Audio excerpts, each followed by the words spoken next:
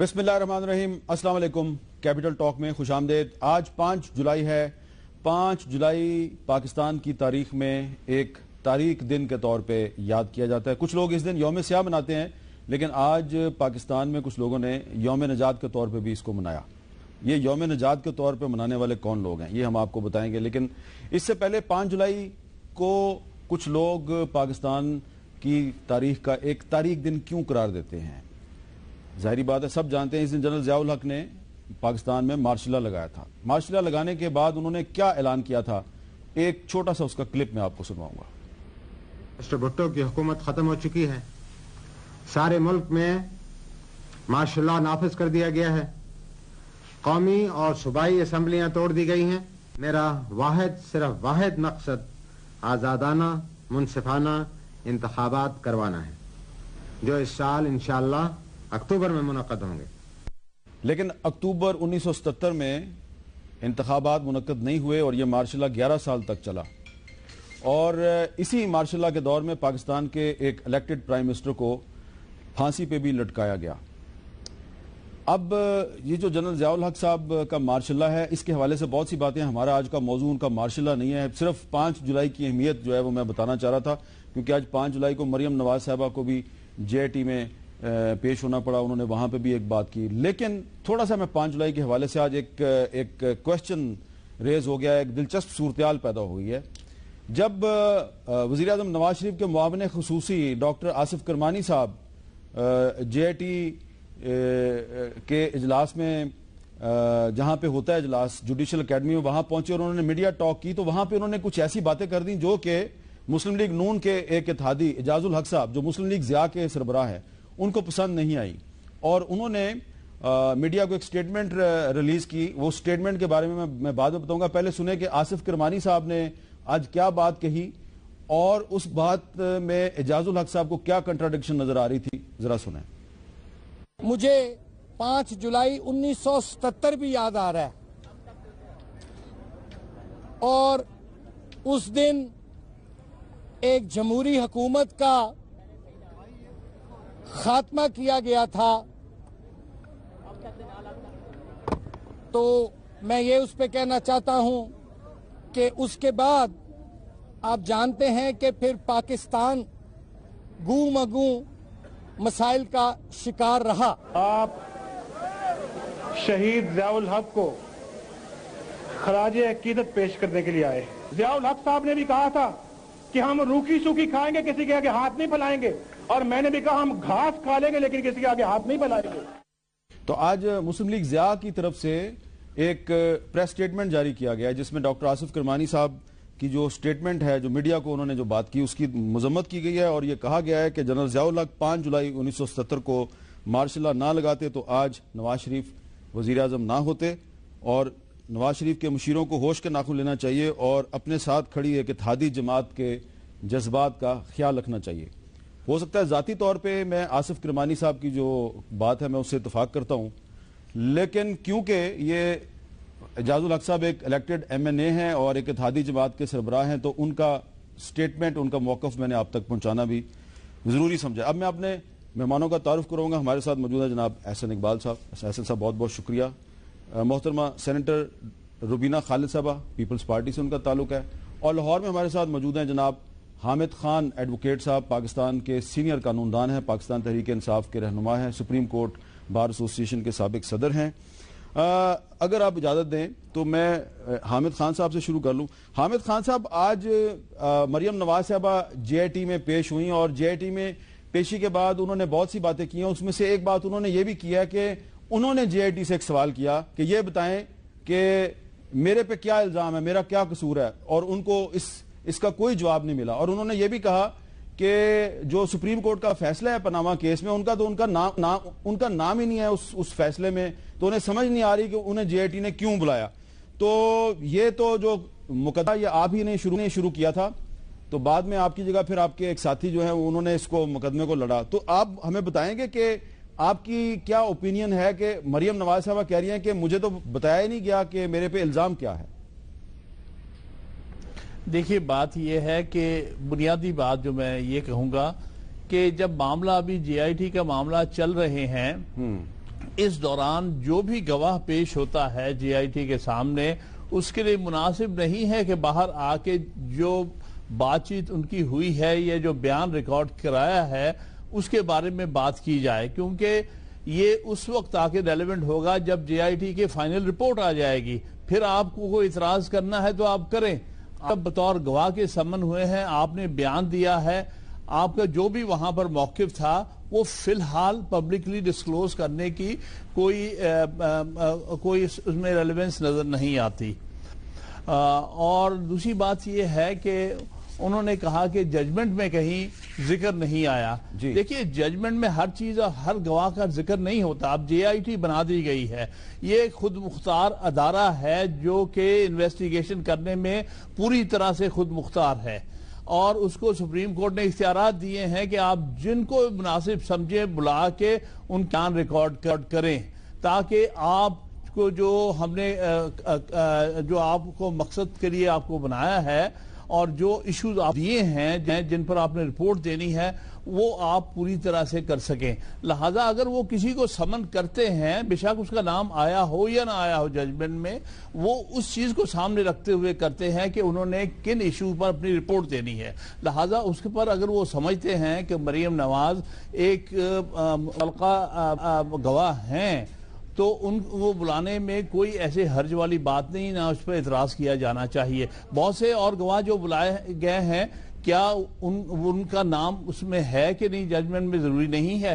تو یہ تو ان کی ثوابدید پہ چھوڑنا پڑے گا جے آئی ٹی کے کہ وہ کن کو کنسرنڈ وٹنسز سمجھتے ہیں، کنسرنڈ پارٹی سمجھتے ہیں اور ان کو بلا کے ان سے وہ بیان لینا چاہتے ہیں. اچھا احسن اقبال صاحب، یہ تو ایک حامد خان صاحب کی رائے ہے، لیکن اس سے بھی زیادہ جو اہم بات آج مریم نواز صاحبہ نے کی اور جس نے کہ بہت سے سوالات کو جنم دیا ہے، وہ انہوں نے یہ کہا ہے کہ نواز صاحب کے سینے میں بہت سے راز ہیں اور ان کو مجبور نہ کیا جائے کہ وہ سب راز قوم کے سامنے لے آئیں. مریم نواز صاحبہ کے الفاظ ذرا انہی کی زبانی سنیں. اس دن سے خوف کھاؤ جب نواز شریف اپنی کہانی عوام کے پاس لے کے جائے گا. اس کو اس نہج پہ مت لے کر جاؤ کہ جو راز اس کے سینے میں دفن ہے، جو سازشیں اس کے خلاف ہو رہی ہیں، وہ عوام کو یہ بتانے پہ مجبور ہو جائے. جی احسن اقبال صاحب، اس وقت پاکستان میں ہر سمجھدار شہری جو ہے، جو پاکستان میں جمہوریت پہ اور آئین کی بالادستی پہ یقین رکھتا ہے، وہ بہت پریشان ہو گیا یہ سب کچھ سننے کے بعد. وہ جاننا چاہتا ہے کہ یہ کیا سازش ہو رہی ہے، کون سے راز ہیں. حامد میر صاحب، اس پہ تو کوئی ڈھکی چھپی بات نہیں، یہ تو سیکرٹ نہیں ہے، تو اوپن سیکرٹ ہے کہ ایک حکومت جو 2013 میں برسر اقتدار آئی، اور مجھے یاد ہے کہ غالباً یہ نومبر یا دسمبر 13 کی بات ہے، پرائم منسٹر ہاؤس میں ایک اجلاس ہو رہا تھا اور اس کے گواہ جاوید اسلم صاحب بھی ہیں جو اس وقت پرنسپل سیکرٹری تھے، وہ بھی تھے، اور پی ایم صاحب بھی تھے. تو میں نے وہاں پر کہا کہ پی ایم صاحب یہ باہر جو فضا ہے، چونکہ جنرل مشرف کے دور میں ہم نے تو یہ سارے کھیل دیکھے تھے اور بڑے پی ایچ ڈی کر لی تھی، اور اب تو ہوا میں اڑتے ہوئے پرندے کے آپ پر بھی گن سکتے ہیں کیسے ہیں. تو مجھے یاد ہے میں نے وہاں پر یہ کہا کہ خبر یہ گرم ہے شہر میں کہ مارچ اپریل کے بعد ایک حملہ ہماری حکومت پہ ہونے والا ہے جس میں پی ٹی آئی، کاف لیگ اور طاہر القادری صاحب ہوں گے، اور یہ دارالحکومت پہ چڑھائی کر کے حکومت گرائیں گے. تو ہمیں اس کی ذرا تحقیق کرنی چاہیے اور اس کے اوپر ذرا توجہ کرنی چاہیے. اور پھر بعد کے جو واقعات ہیں آپ نے دیکھا کہ کس طریقے سے وہ انفولڈ ہوئے. اسلام آباد میں کوئی باخبر انسان اس سے بے خبر نہیں ہے کہ کون کون لوگ کون سے کردار اس سازش کے اندر شریک تھے کہ ایک منتخب حکومت جو بھی آئی ہے، جو پاکستان کو ترقی کے راستے پہ ڈال رہی ہے، اسے ٹاپل کرنے کے لیے کس طرح کے منصوبے بنائے گئے. تو سازشیں تو ہوئیں، اس میں تو کوئی شبہ نہیں ہے اور یہ سب کو پتا ہے. تو اس لیے اب میں ذرا بات تھوڑی پیچھے لے کے جانا چاہوں گا. آپ نے 5 جولائی کی بات کی. دیکھیے پاکستان میں ڈیموکریسی کے خلاف ایک منظم پروپیگنڈا کیا جاتا ہے اور بعض اوقات ہمارے سیاستدان بھی اس سے متاثر ہوتے ہیں. ایک متھ یہاں پہ یہ قائم کی گئی ہے کہ ہر مارشل لا سیاست کی ناکامی کی وجہ سے لگتا ہے. یہ پاکستانی تاریخ کا اتنا بڑا جھوٹ ہے کہ جس کی کوئی مثال نہیں ملتی. مثال کے طور پہ 4 مارشل لا لگے ہیں پاکستان میں. پہلا مارشل لا ایوب خان نے لگایا اکتوبر 58 میں، تو اس وقت فروری 59 کے اندر الیکشن ہونے والے تھے اور ملک کے اندر کیمپین چل رہی تھی، اور اگر وہ الیکشن ہونے دیے جاتے تو غالب امکان یہ تھا کہ حسین شہید سور وردی وزیر اعظم منتخب ہو جاتے اور کبھی مشرقی پاکستان آپ سے نہ ٹوٹتا۔ اس مارشل لا کی کیا بنیاد تھی؟ اس مارشل لا کی بنیاد اصغر خان نے اپنی کتاب میں لکھی کہ اسکندر مرزا نے کور کمانڈرز کو بلا کے چائے پلانی شروع کی تو ایوب خان نے اصغر خان صاحب سے یہ خدشہ ظاہر کیا کہ غالباً یہ میری چھٹی کرانا چاہتا ہے، تو ایوب خان صاحب نے اپنی نوکری کو بچانے کے لیے یا اس کو خطرے میں دیکھتے ہوئے سکندر مرزا کے خلاف کو کر کے اور مارشل لا لگا کے قبضہ کر لیا، ٹھیک ہے۔ دوسرا مارشل لا لگا 1969 میں۔ اب جب ایوب خان صاحب اقتدار دینے پہ مجبور ہو گئے، قوم تو جمہوریت مانگ رہی تھی، مارشل لا تو نہیں مانگ رہی تھی، تو اس وقت یحییٰ خان صاحب نے دیکھا کہ یہ مشرقی پاکستان کے اسپیکر قومی اسمبلی کو اقتدار دے کے جائیں گے، جو مشرقی پاکستان کے بنگالی کو شاید مجھے سلوٹ کرنا پڑے گا، تو یہ بابا جی اپنی ہماری باری مشرقی پاکستان کے پاس چلی جائے۔ انہوں نے گن پوائنٹ کے اوپر ایوب خان سے اقتدار چھینا، یہ بھی تاریخ کا حصہ ہے۔ اس میں کیا سیاست کی ناکامی ہے؟ لوگ تو جمہوریت مانگ رہے تھے ایوب خان کے خلاف۔ تیسرا مارشل لا لگا سن 77 میں، نوابزادہ نصر اللہ جی، مفتی محمود، مولانا غفور صاحب، تینوں اس بات کی گواہی دے کر گئے کہ بھٹو صاحب کے ساتھ ان کا ایگریمنٹ ہو گیا تھا نئے الیکشن کے بعد 4 جولائی کی رات کو۔ مارشل لا کیوں لگا؟ اس کی بھی بات میں نے ایک مضمون پڑھا، ڈاکٹر صفدر محمود نے لکھا تھا ایک، اس نے جو اس وقت شاید اسپیشل آئی بی میں تھے یا کہاں تھے، کہ غالباً بھٹو صاحب مایوس ہوئے کہ ضیاء الحق صاحب نے ان کو اس ایجیٹیشن میں سپورٹ نہیں کیا، ٹھیک ہے، and he wanted to change the army chief, ٹھیک ہے، اور اس کی بنیاد کے اوپر مارشل لا لگ گیا۔ جب 99 میں مارشل لگا، میرے گناہ کار کانوں نے بی بی سی سے جنرل مشرف کا وہ انٹرویو سنا، جس میں جب ان سے یہ پوچھا گیا کہ اگر آپ کی نوکری برطرف نہ کی جاتی تو کیا نواز شریف بدستور وزیر اعظم ہوتے؟ انہوں نے کہا جی بدستور وزیر اعظم ہوتے۔ ٹھیک ہے، تو میرے کہنے کا مقصد ہے کہ یہ بات ہمیں مان لینی چاہیے کہ اس ملک میں جو بھی مارشل لا لگا وہ اس وقت کے آرمی چیف کی امبیشن کی وجہ سے لگا، کسی سیاست کی ناکامی کی وجہ سے۔ اس وقت تو پاکستان میں مارشل لا کا کوئی خطرہ نہیں، کیونکہ یہ آرمی چیف تو مارشل لا کے کافی خلاف لگتے ہیں اور آپ کی پارٹی کہتی ہے کہ جمہوریت پسند ہے۔ اچھا روبینہ خالد صاحبہ، آج نواز صاحبہ کے ہسبینڈ جو ہیں کیپٹن صفدر صاحب، انہوں نے پہلے کوفہ والوں کو للکارا اور پھر مریم بی بی نے اپنی گفتگو میں بی بی فاطمہ کا اور بی بی زینب کا ذکر کیا، تو آپ کو لگتا ہے کہ کیا واقعی پاکستان میں کسی عورت کو جے ٹی کے سامنے بلانا جو ہے یہ عورتوں کے احترام کی اور ہماری مشرقی روایات کی خلاف ورزی ہے؟ دیکھیے جی، ایک تو پہلی یہ بات ہے کہ وہ ہستیاں جو ہیں ان کے ساتھ ایک اپنا کمپیریزن کرنا کوئی بنتا نہیں ہے، اور ابھی جو آپ نے اپنے انٹرو میں جو امیجز دکھائے وہ بھی پاکستان کی ہی قوم کی بیٹیاں بھی تھیں، قوم کی مائیں بھی تھیں، جو آپ نے ابھی امیجز دکھائے جس طرح سے ان کے ساتھ، اور یہ تو ایک روٹین کی انکوائری تھی، اس کو اتنا بلو اپ کر دینا اور اس کو کمپیئر کرنا، ایک اس طرح تو عدالتوں میں میر صاحب ڈیلی خواتین پیش ہوتی ہیں، سپریم کورٹ میں بھی جاتی ہیں، لوور کورٹس میں بھی ہزاروں کی تعداد میں جو ہے وہ مقدمے چلتے ہیں اور خواتین وہاں پہ حاضر ہوتی ہے، یہ کوئی مشرقی روایات کے اگینسٹ کوئی ایسی بات نہیں ہے۔ لیکن بات یہ ہے کہ میں نے ان کی ساری بات سنی، بالکل یہ بجا کہہ رہے ہیں کہ مارشل لا اس ملک میں رہے، مارشل لا، لیکن اس ساری چیز سے انہوں نے کوئی سبق نہیں سیکھا۔ اگر آپ اپنی جو قومیں اپنی غلطیوں سے نہیں سیکھتی، ان کے ساتھ پھر یہ وہی چیزیں، وہی حادثات بار بار ہوتے ہیں۔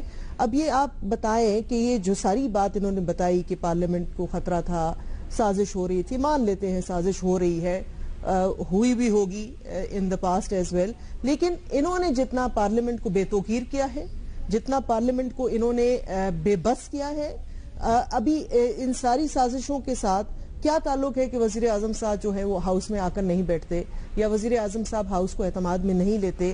جو جس سازش کا یہ ذکر کر رہے ہیں کہ ایک ان کو پہلے سے پتا تھا کہ ایک ایسے دھرنا دیا جائے گا اور طاہر القادری صاحب آئیں گے اور یہ سب کچھ ہوگا، تو اس وقت ان کی بچت کیسے ہوئی؟ اسی پارلیمنٹ کی وجہ سے ہوئی کہ پارلیمنٹ ان کے پیچھے کھڑی ہوئی اور پارلیمنٹ کی طاقت سے انہوں نے وہ جو بھی سازش تھی اس کو انہوں نے اس کو بالکل ناکام کیا. آج پیپلز پارٹی کیوں نہیں کھڑی ان کے ساتھ؟ دیکھیں اب تو دیکھیں ان کا جو اپنے رویے ہیں، جو ان کے اپنے طریقہ کار ہیں. اب یہ ایک چیز جو ہے جو پناما کا کیس ہے یا جو جی آئی ٹی ہے، اس کا بین الاقوامی قوتیں بھی اگر ان کے مل کے ان کے اگینسٹ ہو گئی ہیں تو پھر ایک الگ بات ہے، کیونکہ اس میں صرف ایک یہ نہیں تھے، اس میں اور بہت سارے لوگ ہیں جن کے اس میں نام ہیں اور انکوائریاں ہو رہی ہیں. تو اس کا طریقہ کار بھی ایک ہو سکتا تھا، ایک اچھے طریقے سے یہ ساری بات ہو سکتی. انہوں نے خود اس کو جو ہے اس نہج پہ پہنچایا ہے کہ آج کچھ جو ملک میں ہو رہا ہے. اور سازشیں تو چھوڑے میر صاحب، ان کو یہ نہیں معلوم کہ اس وقت سرحدوں میں حالت کیا ہے، اس وقت پاکستان کی خارجہ پالیسی کدھر کھڑی ہے اور کیا مسائل ہیں.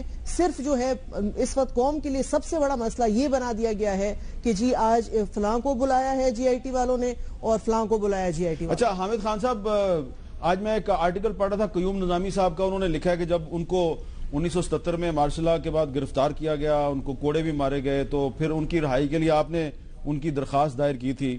تو آپ نے بھی ہمیشہ مارشل لاء کی مخالفت کیا، بلکہ پرویز مشرف کے دور میں جو بکلا کی تحریک تھی اس میں آپ کافی آگے آگے تھے. لیکن یہ جو احسن اقبال صاحب کہہ رہے ہیں، وہ کہہ رہے ہیں جی کہ یہ تو اڑتی چڑیا کے پر بھی گن لیتے ہیں.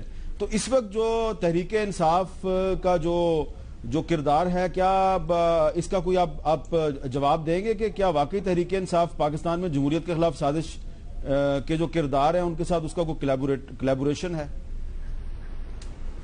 دیکھیے یہ تو الزامات ہیں، کوئی اس کی بنیاد انہوں نے نہیں بتائی، صرف شک اور شبہات پر بات کر رہے ہیں. اب اگر وہ کہتے ہیں سازش ہے تو بتائیے یہ کوئی سازش پاناما لیکس کوئی کسی پارٹی کی سازش کا نتیجہ ہے؟ آپ کے سامنے ہے کہ پاناما لیکس ایک انٹرنیشنل سکینڈل کے طور پہ باہر آیا ہے، اور یہ جو کچھ بھی چیز سامنے آئی ہے وہ ڈسکلوجرز ہیں، اور تیسری پارٹی نے کسی اور ملک میں ڈسکلوجرز کیے ہیں. تو آپ کا اگر نام اس میں آ گیا ہے تو آپ اس کو سازش کیسے کہہ سکتے ہیں؟ دوسری بات، جہاں تک یہ مارشل لاء کی بات کر رہے ہیں، میں متفق ہوں کہ مارشل لاء جب بھی لگایا گیا ہے فوج نے اور جو فوجی ڈکٹیٹر نے اپنے مقاصد کے لیے لگائے ہیں. لیکن مجھے بعض اوقات حیرت ہوتی ہے جب پی ایم ایل این کے لوگ یہ بات کرتے ہیں، کیونکہ یہ تو ضیاء الحق کی ہی پیداوار ہے.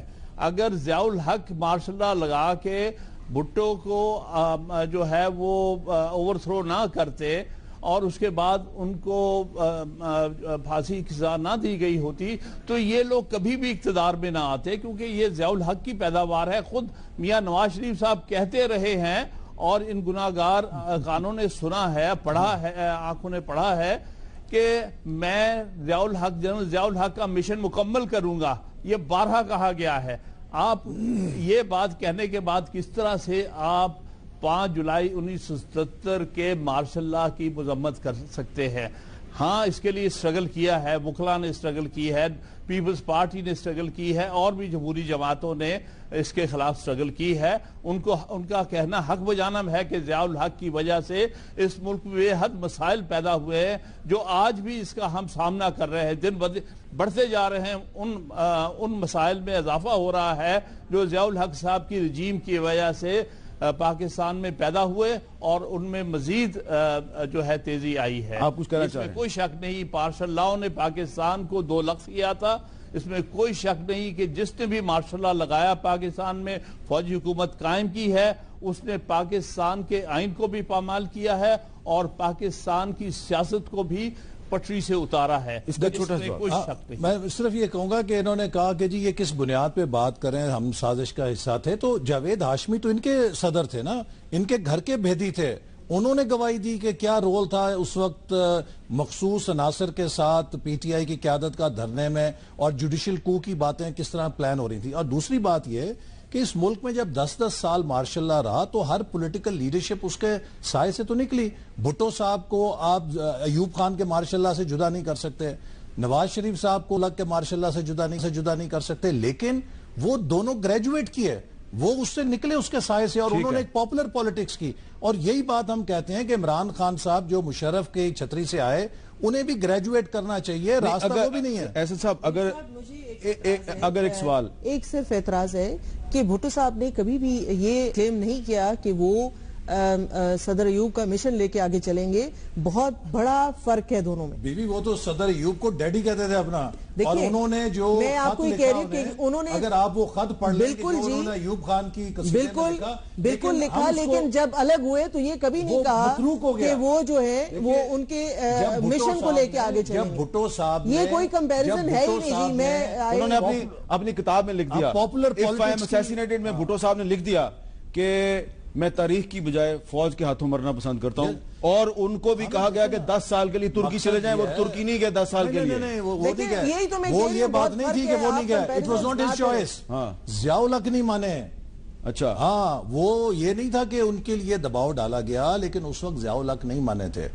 مشرف کے دور میں مشرف اس لیے ولنریبل ہو گیا کہ اس نے ایڈیٹرز کی میٹنگ میں, یہ اخبار میں چھپا, ٹھیک ہے, ایڈیٹرز کی میٹنگ میں کہا کہ میں نے تیل لینا تھا. اچھا, میں جو ہے تاریخ کچھ اور, ہم واپس ہسٹری میں چلے گئے, تاریخ کو مسخ ہسٹری میں چلے گئے. میں نے ایک وقفہ لینا, لیکن وقفے سے پہلے میں ایک چھوٹی سی کچھ فیکٹس ہیں یہ بتانا چاہ رہا ہوں, کیونکہ آج مریم نواز صاحبہ نے کہا کہ ان کا پاناما کیس میں جو سپریم کورٹ کا فیصلہ ہے اس میں ان کا نام نہیں آیا. تو ہم نے آج وہ کیس جو ہے اس کو دوبارہ پڑھا ہے سارا.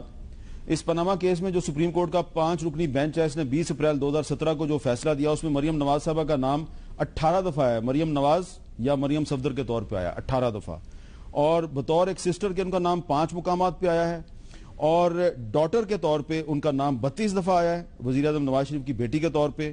ریسپونڈنٹ نمبر 6 کے طور پہ مریم نواز کا نام اس فیصلے میں 144 دفعہ آیا ہے, 144 مرتبہ. اور اگر آپ اینڈ میں جو سوالات ہیں وہ پڑھیں تو وہاں پہ بھی سپریم کورٹ بتا رہی ہے کہ ہمیں کن سوالات کی تلاش ہے.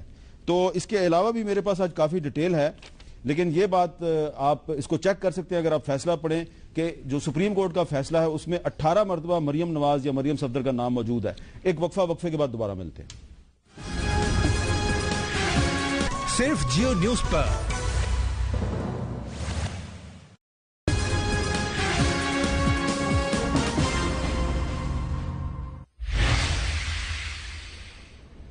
وقفے کے بعد کیپٹل ٹاک میں دوبارہ خوش آمدید. جیسا کہ آپ جانتے ہیں کہ آج مریم نواز صاحبہ جے ٹی میں پیش ہوئیں, اور اس موقع پہ مسلم لیگ نون جو ہے اس کے کارکنوں نے کافی وہاں پہ بڑی تعداد میں جمع ہونے کی کوشش بھی کی.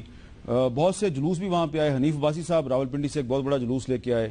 اسی طرح گجرانوالہ سے بھی ایک جلوس آیا مسلم لیگ یوتھ ونگ کا. لیکن کچھ لوگوں کی رائے یہ ہے کہ جی مسلم لیگ کوئی بہت بڑا شو نہیں کر سکی.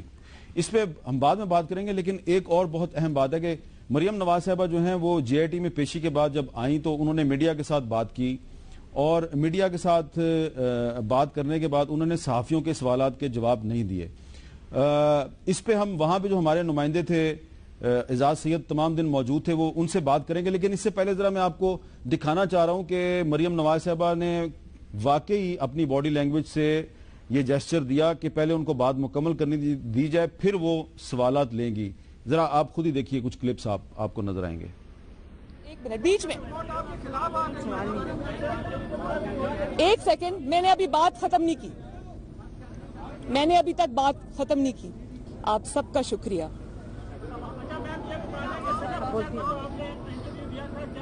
میں اپنی بات کر لوں پہلے پلیز. شکریہ. 2-3 دفعہ انہوں نے کہا میں اپنی بات پہلے کر لوں پلیز. تو اب اس پہ کچھ صحافیوں کا خیال ہے کہ جی ان کو ہمارے سوال لینے چاہیے تھے. ہمارے نمائندے جیو نیوز کے اسپیشل کورسپونڈنٹ اعزاز سید صاحب وہاں پہ موجود تھے, ان سے بات کرتے ہیں. السلام علیکم اعزاز سید صاحب. واسطہ امیر صاحب. اعزاز صاحب وہاں پر موجود تھے جہاں پہ مریم نواز صاحبہ نے اپنی میڈیا ٹاک کی, تو مریم نواز صاحبہ کی باڈی لینگویج کیسی تھی؟ کیا آپ ان سے امپریس ہوئے؟ بہت سے لوگ کہہ رہے ہیں کہ بہت امپریسو تھیں آج. امیر صاحب سچی بات یہ کہ میں بڑا ڈس اپوائنٹ ہوا ہوں اور میں کوئی اتنا امپریس نہیں ہوا. مریم صاحبہ نے اچھے طریقے سے بات کی ہے, لیکن زیادہ اچھا ہوتا کہ وہ صحافی جو انتظار کر رہے تھے وہ ان کے سوالات بھی لیتی. اور صحافیوں کا جو بنیادی کام ہوتا ہے امیر صاحب آپ کو بھی پتا ہے کہ ان کا کام ہوتا ہے کہ لوگوں کے ذہنوں میں جو سوالات اٹھ رہے ہیں وہ ان سے پوچھیں جو طاقتور ہیں, جو حکمران ہیں یا جن کے پاس کوئی اختیار ہے. تو ہم تو اس امید اور اس سوچ کے ساتھ وہاں پر موجود تھے کہ شاید ہمارے سوالات بھی لیے جائیں گے اور ان کے جواب بھی مریم صاحبہ دیں گی. لیکن وہ رستے میں بار بار ایک تو رک کے بات کر رہی تھی, جب کوئی سوال ہم کرنے لگتے تھے تو وہ کہتی تھی کہ نہیں میں نے ابھی بات کرنی ہے. تو مجھے اس بات نے کوئی زیادہ اتنا امپریس نہیں کیا. حسن اور حسین بھی بات کرتے رہے ہیں, فرینکلی سپیکنگ مجھے ان کی باتیں اس لیے امپریس کی کہ انہوں نے سوالات کے جواب دیے اور بڑے کانفیڈنس کے ساتھ جواب. یہ کوئی اتنا میرے خیال میں اچھا تاثر مریم صاحبہ کا نہیں گیا کہ انہوں نے سوال لیے بغیر ہی اپنی بات کر کے چلی گئی. میر صاحب, مریم نواز صاحبہ کی گفتگو میں یہ تاثر واضح تھا کہ وہ بعد میں اپنی گفتگو جب مکمل کر لیں گی تو صحافیوں کے سوالوں کے جوابات دیں گی, لیکن ایسا نہیں ہوا. آپ نے بھی دیکھا وہ اپنی بات مکمل کر کے صحافی سوال کرتے رہ گئے, ہم سوال کرتے رہ گئے, وہ چلی گئی. لیکن وہاں پر کچھ لوگ یہ بھی ہم نے دیکھے کہ جب مریم صاحبہ جا رہی تھیں تو وہ شیم شیم کے نعرے لگا رہے تھے. میرے خیال میں ہمارے بعض ایسے لوگ بھی ہیں جو شاید یہ جرنلزم کے اصول نہیں ہیں اور ان اصولوں کو بھول جاتے ہیں. یہ بھی کوئی مناسب بات نہیں تھی. انہوں نے جواب نہیں دیا, انہیں دینا چاہیے تھا, زیادہ اچھا لگتا کہ وہ جواب دیتی, لیکن انہوں نے نہیں دیا. ہم ان کو باندھ نہیں سکتے, لیکن یہ بھی بات مناسب نہیں کہ وہ جائیں اور ان کے اوپر جو ہے شیم شیم کے نعرے لگائے جائیں. بالکل صحیح. بہت بہت شکریہ صاحب, بہت بہت شکریہ آپ کا. اس پہ آپ کچھ کہنا چاہیں گے یاسر اقبال صاحب کہ مریم نواز صاحبہ کو ایک دو سوال لے لینے چاہیے؟ نہیں, دیکھیے پہلی بات تو یہ ہے کہ میں نے آپ کے سارے جیسچرز دیکھے, کہیں اس نے یہ امپلائی نہیں کیا تھا کہ میں آپ کے سوالوں کا جواب دوں گی. اس نے یہ کہا کہ مجھے بات مکمل کر لینے دیں. اور دوسری بات یہ کہ وہ پریس کانفرنس نہیں تھی. اگر آپ پریس کانفرنس کریں پھر آپ سوالات لیتے ہیں. دیٹ واز اے پریس کے لیے ایک بریفنگ کہہ لیجیے یا ایک سٹیٹمنٹ تھی, ایک میڈیا سٹیٹمنٹ انہوں نے کی, اس کے بعد چلی گئی. کیونکہ حسن نے اور حسین صاحب نے سوال لیے, اس کے بعد وہاں پر حسین جو ہیں وہ میں نے دیکھا کہ موجود تھے اور ایک صحافی نے ٹریل کے حوالے سے سوال کیا اور حسین نے اس کا جواب دیا.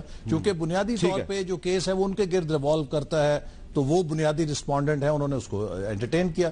لیکن اب یہ بھی مناسب نہیں ہے کہ ان کی ایک بڑی کمپریہنسو ایلیکوینٹ وہاں پر اسٹیٹمنٹ تھی جس کو پورے ملک کے اندر بڑا سراہا گیا ہے, اور صرف اس بنیاد کے اوپر اسے کویشچن یا کلاؤڈ میں لایا جائے کہ جی انہوں نے سوالات نہیں دیا, یہ شاید فیئر نہیں ہے.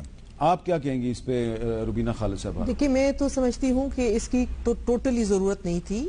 باہر آتی اور چلی جاتی. اگر کوئی پریس ریلیز جب دیا جاتا ہے تو وہ پریس ریلیز دیا جاتا ہے, وہ پھر میڈیا کو سامنے کھڑے ہو کر باتیں نہیں کی جاتی. اگر آپ نے باتیں کی ہیں تو پھر آپ کم از کم ان کی باتوں کا جو وہ جواب لینا چاہتے ہیں وہ پھر دینا چاہیے. یہ ایک ایتھیکلی بنتا ہے کہ جب آپ نے اپنا پوائنٹ آف ویو بتا دیا تو اگر ان کے ذہن میں کوئی کویسچن ہے تو that has to be answered. یہ ہمیشہ پریکٹس بھی یہی ہے, جو آپ بول رہے ہیں وہ بھی طریقہ کار ہے, لیکن وہ پھر پریس ریلیز کی شکل میں جاتا ہے. پریس کانفرنس آپ کرتے ہیں یا پریس سے جب بھی بات کرتے ہیں پریس کی کوئریز جو ہوتی ہیں وہ ان کو آپ کو سیٹسفائیڈ کرنا یہ بہت ضروری ہوتا ہے. میں دو باتیں ضرور اور کہنا چاہوں گا. دیکھیے وہ لوگ کہ جو کہتے تھے کہ گاڈ فادر کی حکومت ہے, آج پاکستان کے لوگوں کے سامنے میں یہ بات کہنا چاہتا ہوں کہ گاڈ فادر کی حکومت میں اس کی فیملی, اس کے بچے اس طرح جی آئی ٹی کے سامنے پیش نہیں ہوتے. جو لوگ کہتے تھے سیزیلین مافیا کی یہاں پہ حکومت ہے, مافیاز کے اندر میں اس طرح جی آئی ٹیز کے آگے بچے پیش نہیں ہوتے, یہ اس بات کا ثبوت ہے کہ پاکستان میں ڈیموکریٹک گورنمنٹ ہے, پاکستان میں رول آف لا پہ یقین رکھنے والے حکمران ہیں, مافیا اور گاڈ فادر نہیں.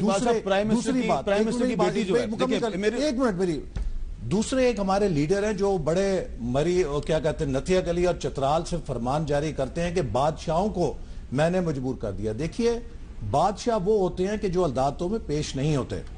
الیکشن کمیشن کے اندر سمن پہ سمن, پیشی پہ پیشی, اور عمران خان صاحب ایک جگہ مفرور ہیں, ایک جگہ پیش نہیں. اس کا جواب یہ بادشاہ حامد خان صاحب سے لیتا ہوں. جمہوریت یہ ہے کہ آپ عدالت کے فیصلوں کے آگے سرخم تسلیم کریں. چھوٹا سا سوال ہے, اس کا جواب میں لیتا ہوں حامد خان صاحب سے. مجھے یہ بتا دیں, عمران خان صاحب نے یہ بھی کہا ہے کہ اگر یہ گاڈ فادر کی بیٹی نہیں ہے اور یہ الیکٹڈ پرائم منسٹر کی بیٹی ہے, but she is a private citizen, ایک پولیس افسر جو ہے وہ اس کو سلوٹ کیوں مار رہی تھی بار بار؟ میں نے نہیں دیکھا اس کا, لیکن یہ دیکھ لیں, شی از آلسو, یہ دیکھ لیں, یہ لیں, اس نے سلام کیا ہوگا. ان کی ٹریننگ ایسی ہوتی ہے کہ وہ لگتا ہے, اور وہ چونکہ ایک جسے کہہ لیجئے کہ وزیر اعظم کی بیٹی ہیں, she is entitled to certain security.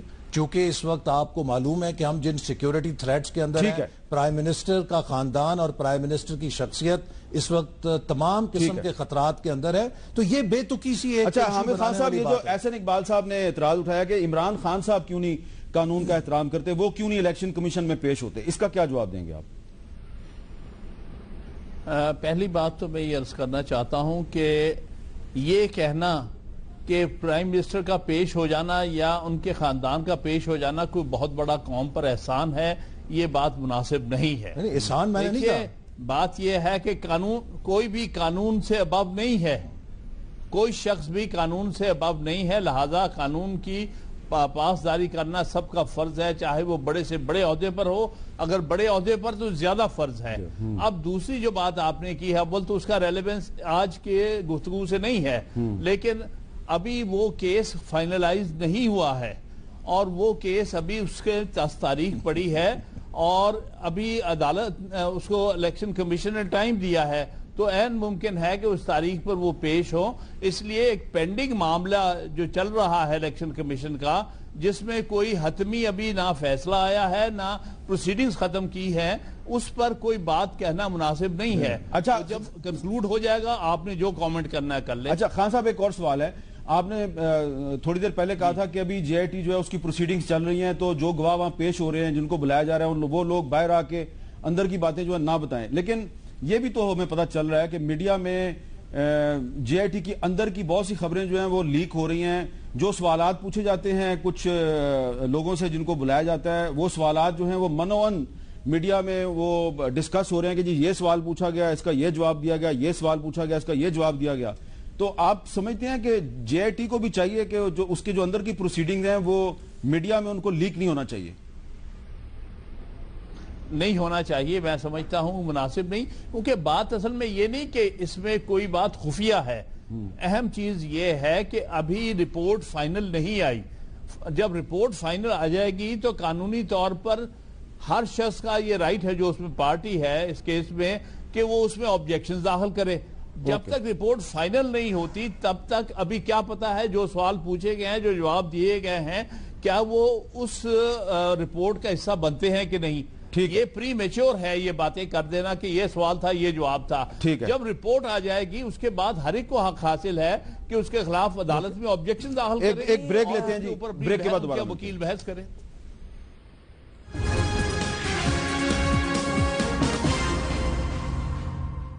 میڈیکیم dental کریم کا خاص فارمولا, سینسٹیویٹی, مسوڑوں سے خون آنا.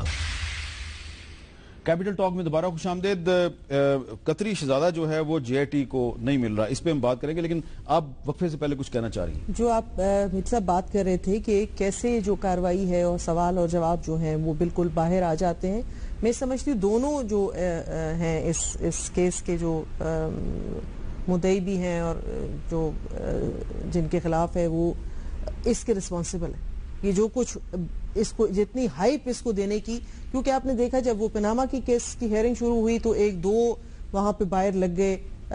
ایک جو تھے وہ بتاتے تھے آج یہ کہا گیا, وہ کہتے تھے نہیں یہ نہیں کہا گیا, یہ کہا گیا. تو وہ جیمز بانڈ کی فلم کا تو میں کہوں گی ماحول بنایا گیا, کالی این کے سب پہن کے باہر ادھر بھی کھڑے ہو جاتے تھے, ادھر بھی کھڑے ہو جاتے تھے. اب یہ بھی ادھر بھی آپ دیکھیں تو خود آ کے باہر بتا رہے ہیں کہ ان سے اندر کیا سوال پوچھے گئے, تو انہوں نے پھر آگے کیا سوال پوچھا. تو پھر اس میں آپ مارجن خود دے رہے ہیں. لیکن کچھ لوگ ایسے بھی ہیں, مثلا میاں طارق شفیع صاحب جو ہیں, میاں طارق شفیع صاحب نے کسی سے کوئی بات نہیں کی, لیکن ان سے جو سوال پوچھے گئے اور انہوں نے جو جواب دیے, یہ سارے کچھ میڈیا کے چینلز کو پتا ہے. میں آپ کی بات کے پاس بالکل ایگری کرتی ہوں, لیکن جب آپ ایک اوپننگ دیتے ہیں تو وہ پھر اوپننگ کے لیے اور راستے بھی لوگ. اچھا احسن اقبال صاحب, یہ کہا گیا تھا کہ جی جے آئی ٹی کو قطری شہزادے کے پاس ضرور جانا چاہیے, لیکن وہ تو کہہ رہا ہے جی کہ میرے پاس میرے دفتر آئیں. اب یعنی کہ دوحہ بھی اگر کوئی پہنچ گیا ہے تو اس کو کہا جا رہا ہے نہیں ہم سفارت خانے میں نہیں آئیں گے, میرے دفتر آؤ.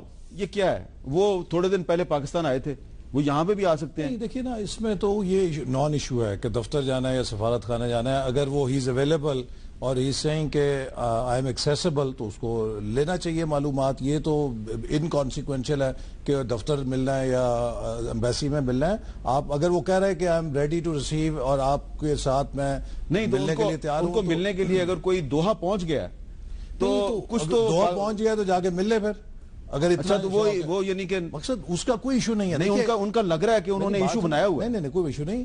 کیا قطری شہزادے نے یہ کہا ہے کہ میں نے نہیں ملنا؟ میں کل سن رہا تھا ٹی وی کے اوپر ان کے کسی ترجمان کا بیان, ان کا جی پیپلز پارٹی کہہ رہی ہے جی کہ وہاں پہ جے آئی ٹی کو جانا نہیں چاہیے, قطری شہزادے کو آنا چاہیے. وہ انکانسیکوینشل ہے. سوال یہ کہ کیا اس نے انکار کیا, وہ نہیں کیا. اچھا میں آپ کی جو بات کرنا چاہتا ہوں, آپ نے کہا جی سوالات اٹھ رہے ہیں, تو سوالات تو ابھی کچھ بہت ان آنسرڈ ہیں. پہلا سوال ابھی تک ریمینز ان آنسرڈ کہ جب سپریم کورٹ کے فیصلے کے مطابق جے آئی ٹی کی کمپوزیشن نامزدگی سے ہونی تھی تو واٹس ایپ کالوں کا کیا قصہ تھا؟ ابھی تک اس کا جواب نہیں آیا.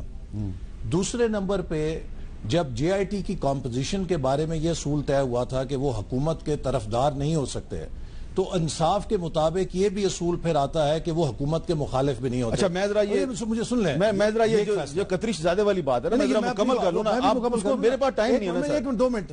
ٹھیک ہے. تیسری بات یہ ہے کہ جو تصویر کی لیک ہوئی اس کے اوپر ابھی تک کوئی کنکلوسیو جو ایس سی سی پی کا ریکارڈ کی ٹیمپرنگ اور فورجری ہوئی، ساری بات ہم کہہ رہے ہیں، ساری بات آئے گی نا، اس کا بھی ذکر کریں نا. چوتھی بات ایس سی سی پی کا ریکارڈ کی ٹیمپرنگ ہوئی، اس کا بھی پتہ چلنا چاہیے. چوتھی بات یہ ہے کہ جب یہ جے آئی ٹی 5 مئی کو کانسٹیٹیوٹ ہوئی تو 20 اپریل سے پہلے کی مانیٹرنگ اس کی رپورٹوں میں شامل کس نے کی، کس کے کہنے پہ کی؟ دیکھیے یہ سارے سوالیہ نشان. اچھا حامد خان صاحب ذرا ایک لیگل پوزیشن بتائیں کہ اگر جے آئی ٹی کی ٹیم کے ارکان قطر چلے جاتے ہیں، دوحہ پہنچ جاتے ہیں، وہاں جا کے کہتے ہیں جی ہم اتنی دور آ گئے ہیں، اب آپ ہماری ایمبیسی میں آ کے ہم سے مل لیں، تو قطری شہزادہ کہتا ہے کہ نہیں آپ مجھے میرے دفتر میں آگے ملیں، تو کیا کرنا چاہیے جے آئی ٹی کو؟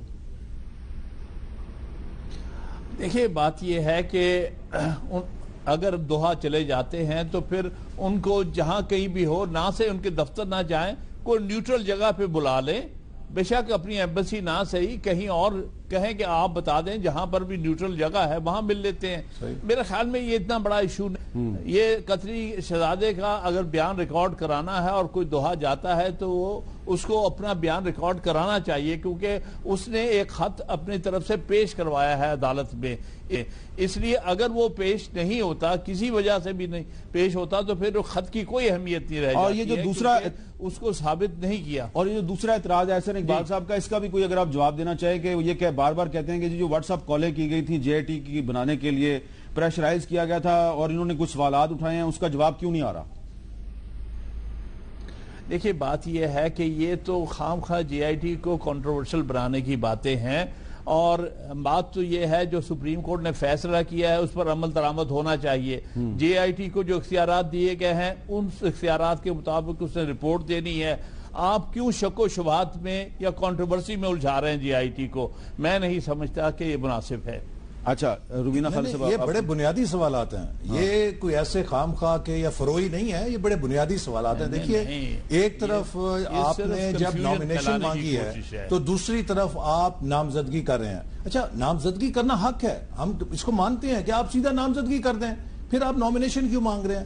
دوسری طرف یہ ہے کہ آپ ایک طرف جے آئی ٹی کہہ رہی ہے ہم نے 24 گھنٹے میں تصویر لیک کی رپورٹ بینچ کو بھیج دی ہوئی ہے، دوسری طرف جے آئی ٹی سے کہا جا رہا ہے کہ آپ اس کی تفتیش کر کے دیں. یہ چیزیں ہیں جی آپ کچھ کہنا چاہتے ہیں؟ دیکھیے بات یہ ہے کہ ساری باتیں جو ہیں یہ سیکنڈری ہو جاتی ہیں. جو اصل چیز ہے وہ خط ہے، اور خط جو ہے ان کی پرائمری ایویڈنس میں آتا ہے، اور اس کو ایکسیپٹیبلٹی تبھی ہوگی جب اس کی جو اونرشپ ہے وہ پراپر طریقے سے اسٹیبلشمنٹ اس کی نہیں کی جاتی.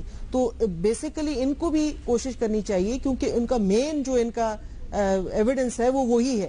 اگر نہیں ہو سکتا کسی طریقے سے اسٹیبلش اور ان کا بیان نہیں ہو سکتا تو وہ جیسے حامد صاحب نے کہا ہے تو وہ تو کنسیڈر ہی نہیں کیا جائے گا ایز ایویڈنس. تو بیسیکلی ضروری یہی ہے کہ اب ان کی کسی طریقے سے بھی جس طرح سے، کیونکہ جب انہوں نے اتنی بڑی ذمہ داری لی ہے اور ایک خط دیا ہے، then he should have the moral courage کہ وہ اس کو جو ہے وہ اون کرے. لاسٹ بات یہ ہے کہ پاناما کے اندر کیا خوشی کی بات ہوتی کہ ہمارے 4 سال میں کسی پبلک فنڈ کے اوپر یہ کرپشن کا کیس بناتے، کسی کانٹریکٹ کے اوپر بناتے. دیکھیے واٹ از پاناما، ان کی پرائیویٹ ٹرانزیکشن ہے. میں ایک بنیادی سوال اٹھاتا ہوں، شریف خاندان کی ورتھ سیاست میں آنے سے پہلے بھی اتنی تھی کہ ایسے وہ 2 فلیٹ اور بھی خرید سکتے تھے؟ کیا انہوں نے اپنی حیثیت سے بڑھ کے وہ پراپرٹیز لی ہیں؟ اگر اپنی حیثیت سے بڑھ کر لی ہوتی تو سوال اٹھتا. اچھا اس کا جواب دے دیں جی حامد خان صاحب. یہ جو بات کیا ہے تو پھر بتا یہ جو بات کیا ہے احسن اقبال صاحب نے، اتنا کوئی مسئلہ ہی نہیں ہے جی. تو پھر تو مسئلہ کوئی نہیں ہے. اگر یہ ان کی حیثیت تھی تو پھر وہ کیوں گھبرا رہے ہیں کہ یہ انکوائری ہو رہی ہے؟ کوئی نہیں گھبرا رہا. اتنی پینک ان کو میں نظر آ رہی ہے. اگر ان کے پاس ایکسپلینیشن ہے تو کوئی پینک کی بات ہی نہیں ہے. جی بہت بہت شکریہ حامد خان صاحب، بہت بہت شکریہ احسن اقبال صاحب.